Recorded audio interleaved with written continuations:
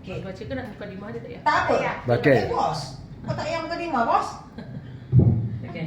Maksudnya, bisnes terbaik dan berkekalan adalah setiap member terus menggunakan produk. Perusahaan juga pemimpin-pemimpin terbaik adalah melalui auto maintenance ataupun dan repeat sales. Bukan berapa banyak member didaftarkan.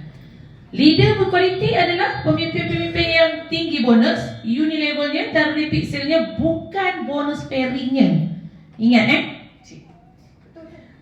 Semua pemimpin-pemimpin perlu mengambil tanggungjawab dan memberi ilmu semua jaringan.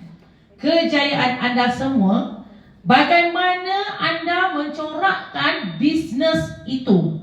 Kelayakan anda trip ke China itu membuktikan anda adalah pemimpin terbaik dan barulah boleh diangkat sebagai we are the champions.